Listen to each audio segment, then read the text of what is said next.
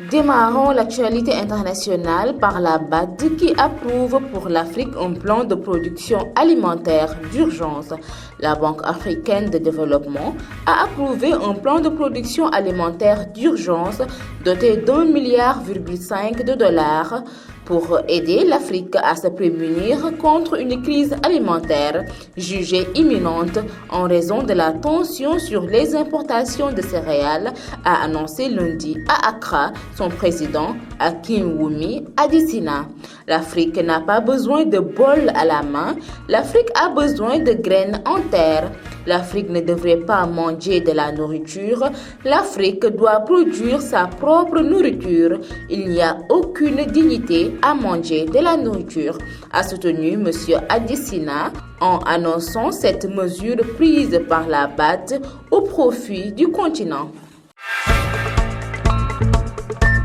Au moins 30 personnes ont été tuées dans le nord-est du Nigeria lors d'une attaque menée par des djihadistes en représailles contre un raid de l'armée, ont rapporté 2 responsables de milices. Selon eux, cette attaque s'est déroulée samedi dans le village de Moudou, dans l'état de Borno, près de la frontière avec le Tchad, par des djihadistes de l'organisation État islamique en Afrique de l'Ouest, ISWAP.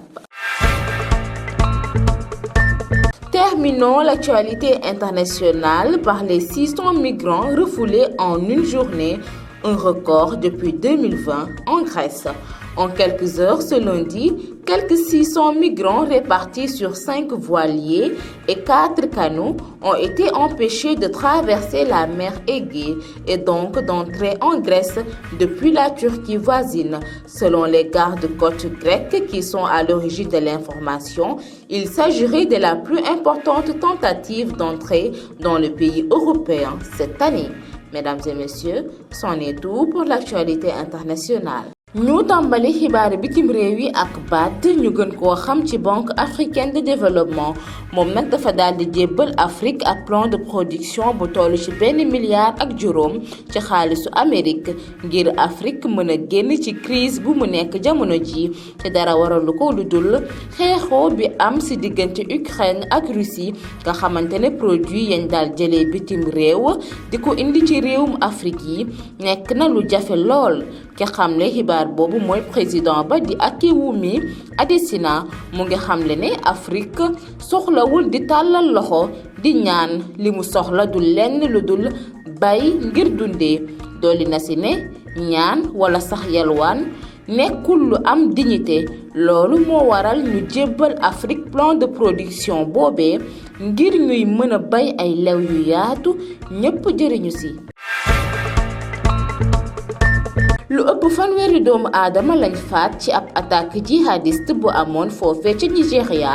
attaque boobee ci kàddu ñaari milice ya doon nettali mbir mi moo ngi amoon ci samedi bii ci village bi ñuy wax Moudou te nekk ca état bu Borno bi nekk ci wetu frontière bu Tchad nee nañ ñi ko amaloon ñooy waa organisation État islamique bu Afrique de l'Ouest ñu gën koo xam ci ISWAP. ñu jeexale xibaar bitim réew yi ca Grèce démb ci bésu altine gi lu toll ci juróom benn téeméer ci ay migrants yu jóge ca Turquie lañ refoulé dañ leen daal di tere ñu jéggi géej bu Égée maanaam ñu bañ a dugg ca Grèce garde-côte grec yi ñoo ngi xamle ne lim bu takkoo nii ci ay migrants ñoo ngi koy soog a am ci at mi mbokk yi tey lii moo nekkoon seeni xibaaru bitim réew.